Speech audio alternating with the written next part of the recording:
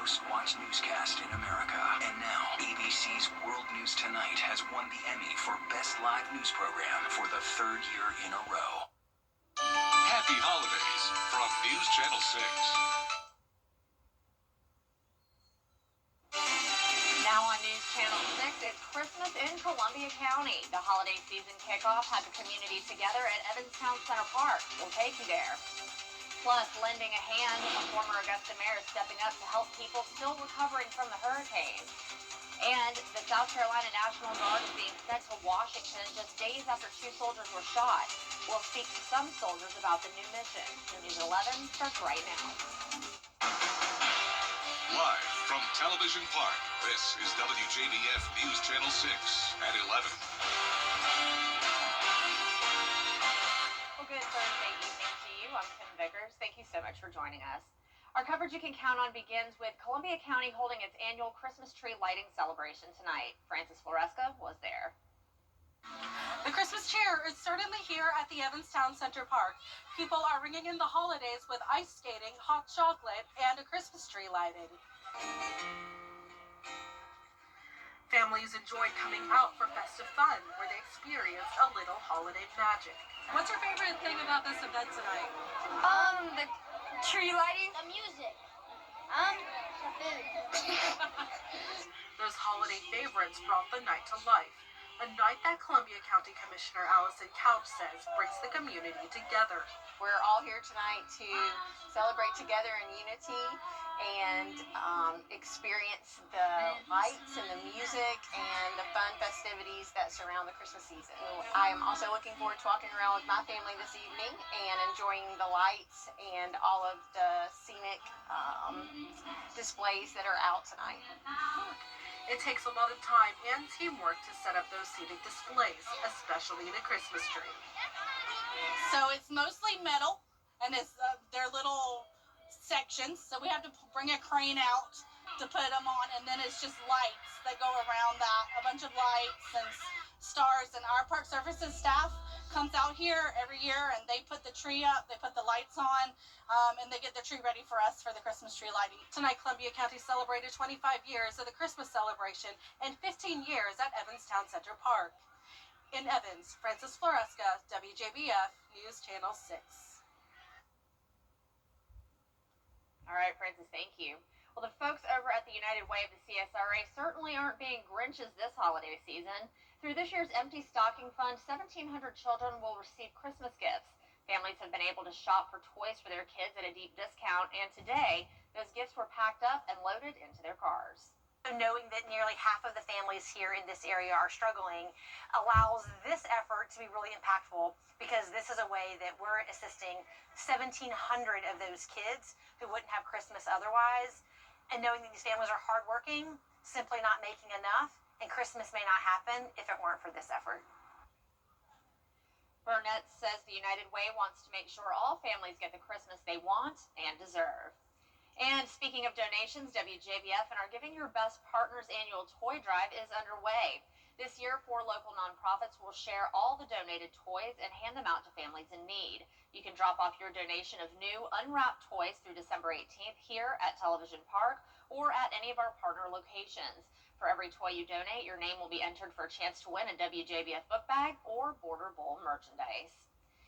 And it's time now for a quick first check on our forecast with Chief Meteorologist Jenna Petracci. Jenna, baby, it's cold outside. Yeah, and it's been cold for a while now, ever since Thanksgiving, and that cold air is going to stick around all the way until midway into December, I'd say.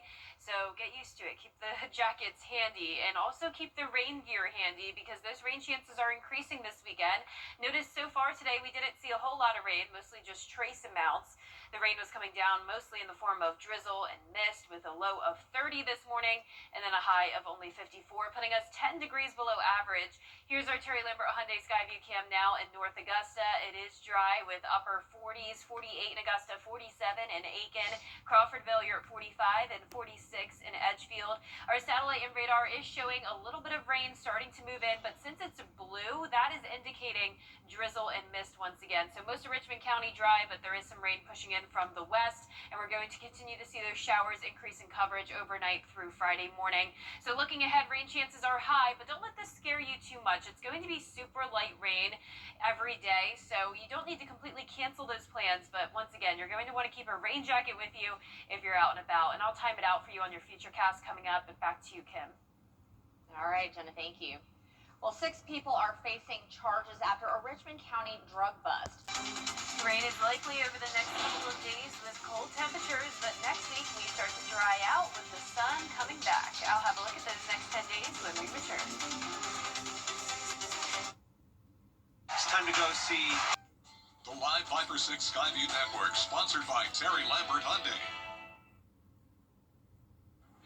Now, your most accurate forecast with WJBF Live Viper 6. Welcome back. The tree is now lit over in Aiken. This is our Terry Lambert Hyundai Skyview cam. We had several tree lightings today, and luckily the rain did not put much of a damper on that. We had some drizzle and mist today, but nothing significant. Definitely no storms, and we're not going to see storms as we head into the weekend, so no worries when it comes to that. It is going to stay cold, upper 40s right now, and we're not going to see those temperatures budge too much as we go into the weekend. But right now, current temperatures in the low to middle 40s. Some of us could drop into the 30s tonight, but cloud cover always keeps our temperatures pretty stabilized, so not going to see a big drop off. You can see some drizzle and mist now working its way into the CSRA, and then some steadier light rain back to our north and west. So most of the rain is going to push in late tonight through tomorrow morning, but then throughout the day tomorrow we'll still have some showers on and off, and it's all thanks to this low pressure system that's going to linger in the area through Saturday. So tomorrow morning, rain, 45 degrees, only getting to around 50 in the afternoon, and that rain does continue.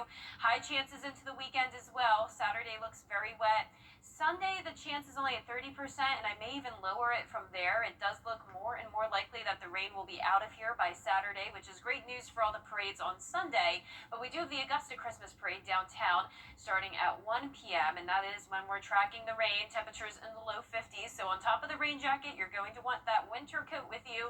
So 90 and 80% chances of rain there, and then going down to 20 and 30 for Sunday and Monday, and then by Tuesday of next week is when we'll finally see the sunshine. Here's midnight, so that steady light rain starts to move in. Some pockets of moderate rain expected, but we're really not expecting heavy downpours here. Once again, no storms, so that's 6 o'clock in the morning, and then we will have periods where it's dry tomorrow, still overcast, clouds won't break at all. And then notice by around 4 o'clock, rain starts to push into the area again. All of this is going to be really light, though. So a lot of it looks a bit more intimidating than it is. We could just really see drizzle and mist continuing, with the rain really not amounting too much. So we're not expected to see any flooding either. And then there's Saturday at 10 a.m., a blanket of that very light rain coming down again in the morning, continuing through parade time for Augusta, so keep that in mind. And those heavier downpours on Saturday will be more likely in our southern line counties, and our southern counties will be the last to see the rain. There's Saturday at 10 p.m., and then our future cast really not showing anything on Sunday. Rainfall totals continue to go down. At first we were expecting maybe up to 2 inches. It's becoming less likely, around a half an inch to an inch and a half. Still can't rule out some of those heavier pockets possibly bringing us 2 inches in our southern line counties, but for the most part, I'd say an inch. And we're staying cool all the way through December 18th. You can see next week those temperatures are going to be rising a bit, but we're still forecasting the upper 50s even into next week. Lows staying in the 30s, but I am definitely looking forward to all that sunshine next week, Kim. That'll be nice. That's going to be some cold, wet rain. It's not going to be very pleasant. Yes. Okay. All right, Jenna, thank you. A rare look inside a controversial military operation and a reaction from Capitol Hill when we come back. But first, the winning numbers for tonight's South Carolina lottery are: your pick 3 numbers are 8, 7, and 9, and the pick 4 winning numbers are 7, 7, 5, 5, and Fireball for both is 6. We'll be right back. Every hero needs a sidekick, especially for tasks like roofing. Leave that up to us, the professionals. Roof located. So you can do main character things, like the dishes. So did you fix the roof? Oh, you know it. Just another day of being your superhero. And the laundry? If your roof needs fixing, Call Mr. Hicks.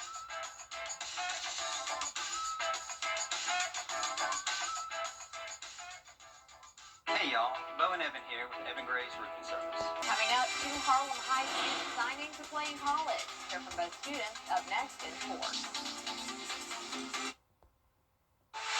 You can't always choose the weather, but you can choose your weather app. Go with the most accurate and most trusted, the Live 536 mobile app. Download it today. Now, WJBF sports coverage you can count on. Well, high school signings continuing throughout this week here. Harlem High School had 2 student athletes sign to play at the next level. First up is Liam Thompson, who will be playing football in the Sun Belt Conference at Georgia Southern. The senior made the position change from tight end to offensive line his sophomore year, and all of his hard work behind the scenes now paying off. The next athlete is soccer player Cameron Simmons, who will be playing at Emmanuel College. The senior was named Region Player of the Year and Most Outstanding Player during her soccer career, and both of them are eager to carry their talents over to the college level. Feels like home, so there's really a no-brainer picking them.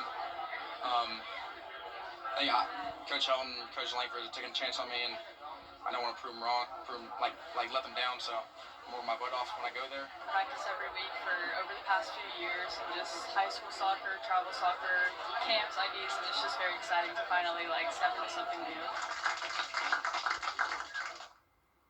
Now we are just a couple of days out from the SEC championship game in Atlanta, a rematch from early September between 3rd-ranked Georgia and 10th-ranked Alabama. This is Georgia's 5th straight SEC championship appearance, joining just the Florida Gators as the only 2 teams to accomplish that. The Dogs are seeking back-to-back conference championships for the first time since the 1980s. Now, Alabama handed Georgia their lone loss of the regular season, but with a spot in the college football playoff at stake, Georgia will lean on the team's experience to boost their playoff resume with a win. I always think experience is a weapon. So is talent, so is preparedness. And all those things will be a factor in the game, but our kids have played in this game quite a bit, and they enjoy it. And it's really a credit, a reward to a season that was extremely tough and a lot of really tough games in the 4th quarter for both teams.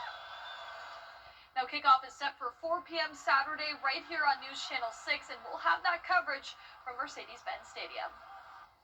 Well, in high school football, there are just 2 Georgia teams left playing in the GHSA semifinals. Lincoln County and Burke County will be on the road. The Red Devils will square off against Early County, while the Bears will be in Columbus taking on Carver, a rematch from last year's 2A state championship game. We will have those highlights and post-game reaction on Friday night. Well, over to flag football. The 1st and 2nd round of the state tournament kicked off tonight. The Greenbrier Wolfpack beat Hebron Christian in their first game. So Greenbrier looking to head back to the state championship for the 3rd year in a row. But first, they have to get past their 2nd opponent, Rome. We go to the 1st quarter. Addison Odom, she takes a deep shot here to Lexi Lacey. The Wolfpack, they get on the board first. Now the extra point attempt here, Odom, she throws it into the same corner, but this time to Aaliyah Silver.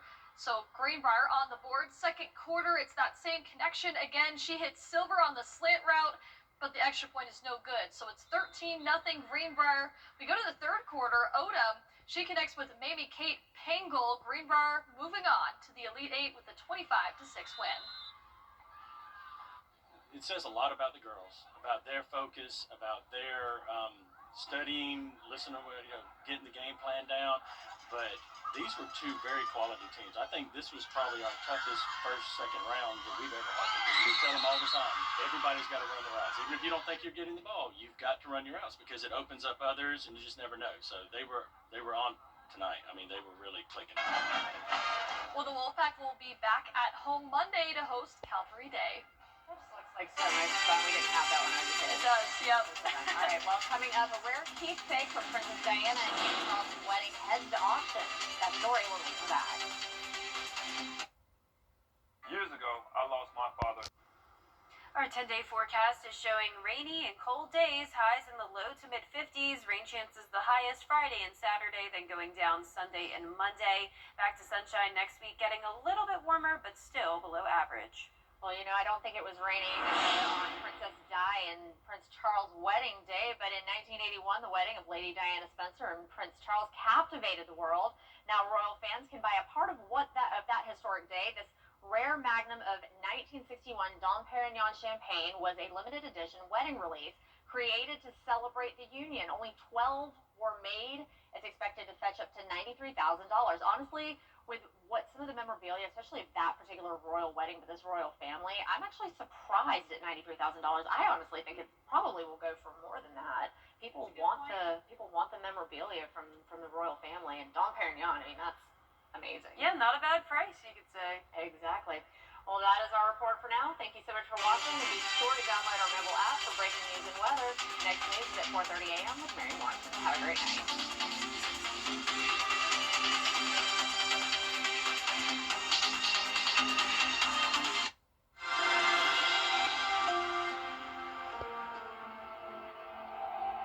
This year, grab a gift and go at